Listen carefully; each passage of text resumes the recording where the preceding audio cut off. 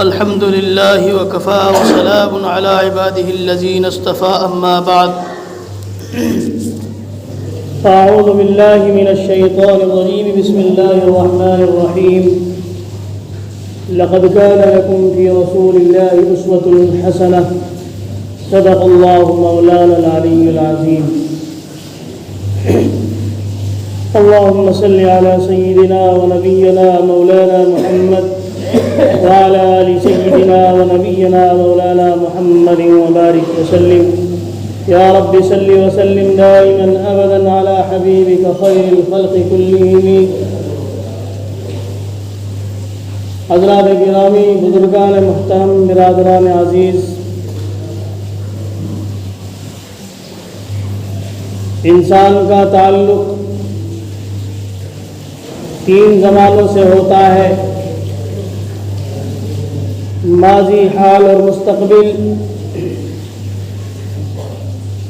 عہد ماضی گزرے ہوئے زمانے کو کہا جاتا ہے. عہد ماضی میں یعنی گزرے ہوئے زمانے میں جو عبرتیں، جو نصیحتیں سامنے ہوتی ہیں بڑوں کی طرف سے، وہ بڑی مؤثر ہوتی ہیں اور زندہ قومیں اپنے ماضی کی تاریخ کو بڑی حفاظت کے ساتھ محفوظ کرتی ہے اور اپنے ماضی سے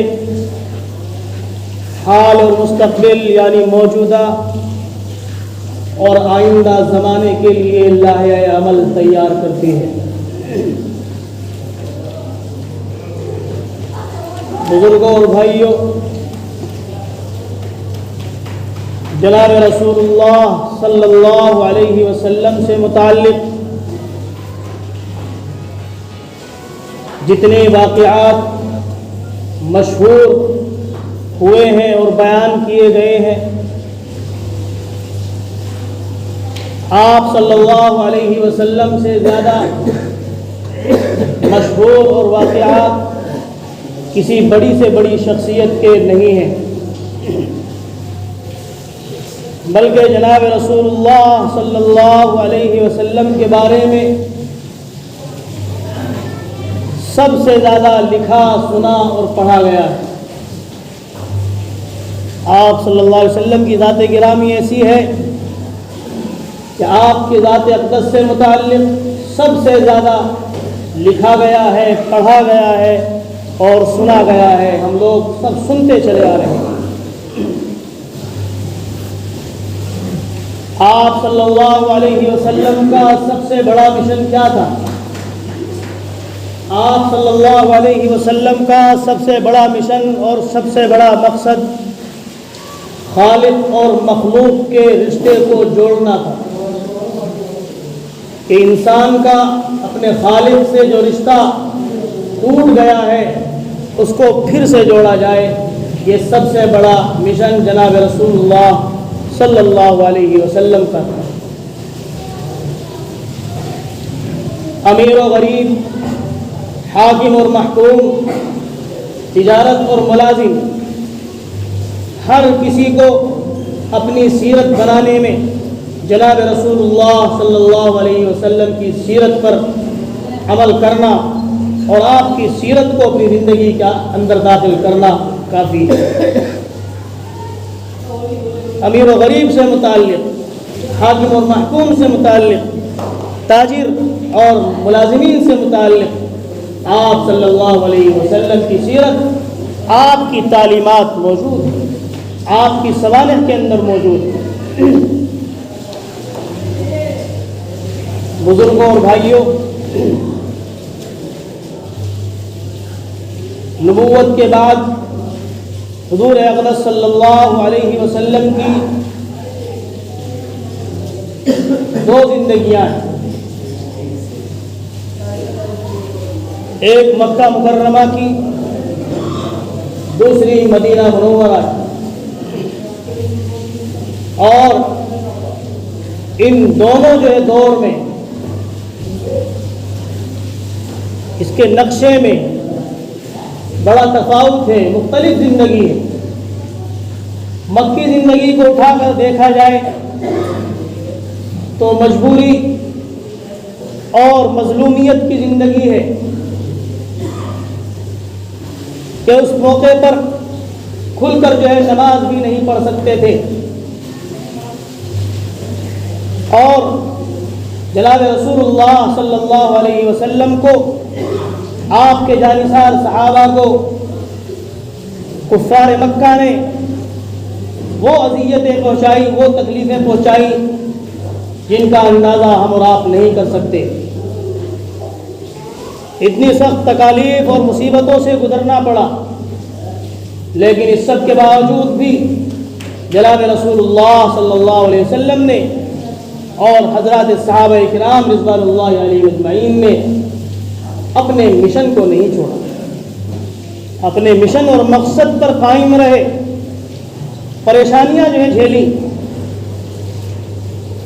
خدا کا گھر ہے بیت اللہ شریف، بیت اللہ شریف کے میدان میں خدا کا نبی جناب رسول اللہ صلی اللہ علیہ وسلم اپنے خدا کے سامنے سر سجود ہیں، سجدے میں ہیں۔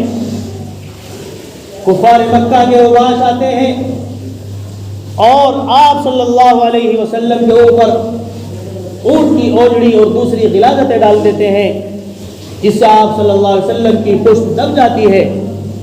اس کی اطلاع حضرت فاطمہ رضی اللہ تعالی عنہ کو ملتی ہے۔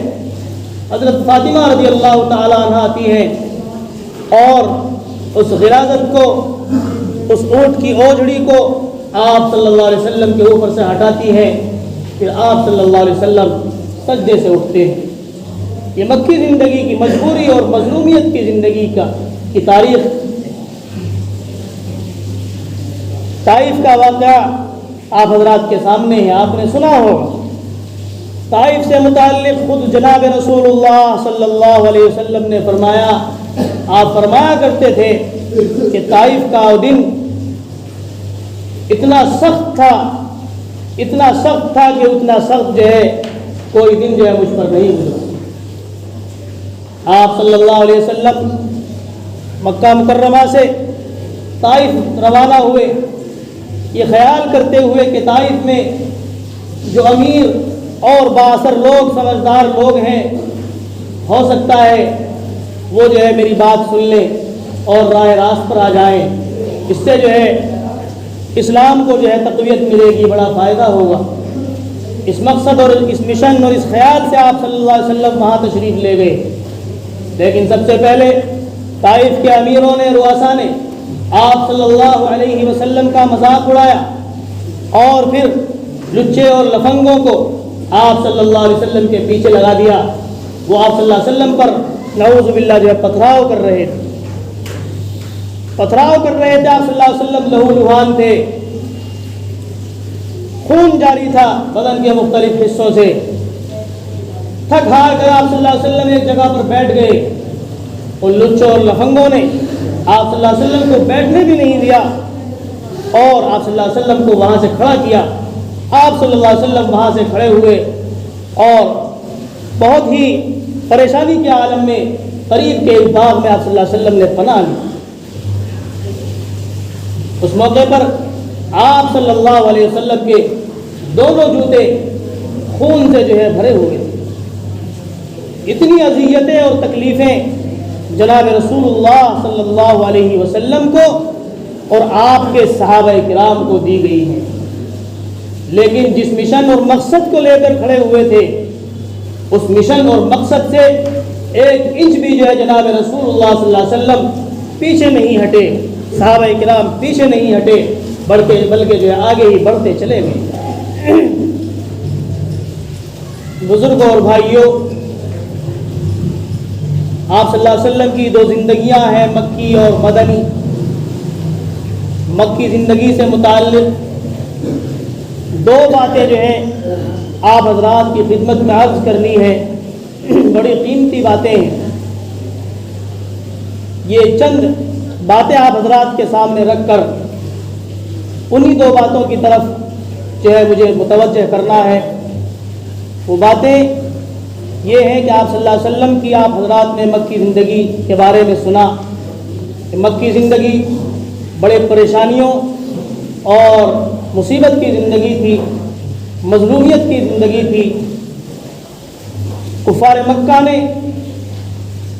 جو ظلم و ستم ڈھانے کے جو بھی آلۂ کار تھے، جو بھی چیزیں تھیں، وہ تمام چیزیں مسلمانوں پر آزمائی۔ ہر طرح کی جو ہے پریشانیاں جناب رسول اللہ صلی اللہ علیہ وسلم کو پہنچائی گئی۔ آپ صلی اللہ علیہ وسلم کو مکہ سے جلا وطن کیا گیا۔ 3 سال ایک گھاٹی میں آپ صلی اللہ علیہ وسلم تشریف فرما رہے، اور اس گھاٹی کے اندر بھی زندگی کے ضروری سامان پہنچانے سے ہر ممکن جو ہے کفار مکہ نے روکنے کی کوشش کی کہ وہاں بھی جو ہے آپ صلی اللہ علیہ وسلم کو چین سے نہ رہنے دیا جائے۔ لیکن یہ تمام کی تمام صعوبتیں اور مشکلات اور پریشانیاں آپ صلی اللہ علیہ وسلم نے جھیلی۔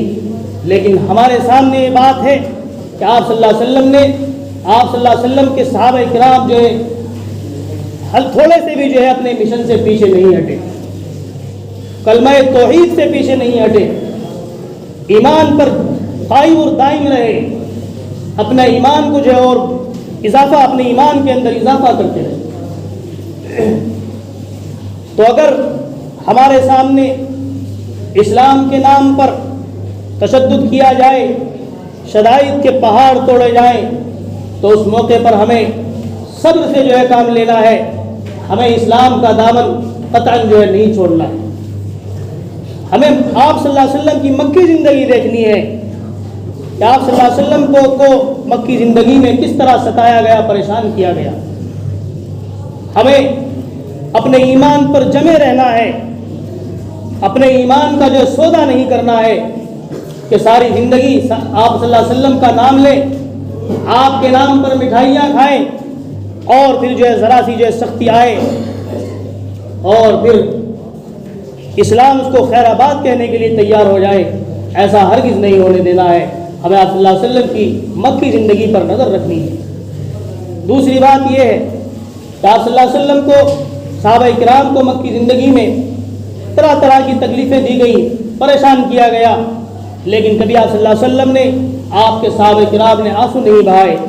کبھی ان کفار کے جو سردار تھے، ان سردارہ نے، کفار ان کے جو ہے ان کی قدم بوسی نہیں کی، ان سے الہا ازاری نہیں کی کہ جو ہے ہم تم سے معافی مانگتے ہیں، ہمیں چھوڑ دو، اس طرح جو ہے کبھی نہیں کہا۔ آپ صلی اللہ علیہ وسلم اور صحابہ کرام کا جو لگاؤ تھا اللہ کی طرف تھا کہ اللہ سے مانگتے رہے کہ اگر ہم پر کبھی مصیبت آئے، شدائد اور جو ہے تشدد کیا جائے، تو ہمیں کسی انسان کے سامنے جو ہے سر بسجود ہونے کی ضرورت نہیں ہے، ہمیں کسی بڑے سے بڑے نیتا کے سامنے قدم بوسی کرنے کی ضرورت نہیں ہے، ہمیں اپنے اللہ کو راضی کرنے کی طرف چلنا ہے، ہمیں اللہ کی طرف بڑھنا ہے، اپنے اللہ کو راضی کرنا ہے، اللہ کے سامنے ہمیں الہا ازاری کرنی ہے۔ تو عزیز ساتھیوں، بزرگوں اور بھائیوں، آپ صلی اللہ علیہ وسلم کی سیرت ہمارے لیے جو ہے موجودہ حالات میں ایک لائے عمل ہے، ایک تقلید کے لیے آپ صلی اللہ علیہ وسلم کی سیرت، مکی زندگی ہمارے لیے جو ہے طور طریقے کے لیے مکمل طور پر جو ہے ہمارے سامنے موجود ہے۔ ہمیں اپنے ایمان کو بچانا ہے اور اپنی نسلوں کے بھی جو ایمان کو بچانے کی فکر کرنی ہے کہ اپنے ایمان میں مزید اضافہ ہو، ہمارا ایمان پختہ ہو، چاہے ہم پر کتنے بھی جو ہے پریشانیاں آئیں، مصیبتیں آئیں، ہمیں اپنے ایمان سے ہاتھ نہیں دھونا ہے، ہمیں کلمہ توحید لا الہ الا اللہ محمد الرسول اللہ پر جو ہے مرتے دم تک جو ہے قائم رہنا ہے۔ اللہ سے دعا فرمائے کہ اللہ تعالیٰ ہم سب کو صراط مستقیم پر چلنے کی توفیق عطا فرمائے۔ وآخر دعوانا الحمدللہ رب العالمین۔ سنتوں سے فارغ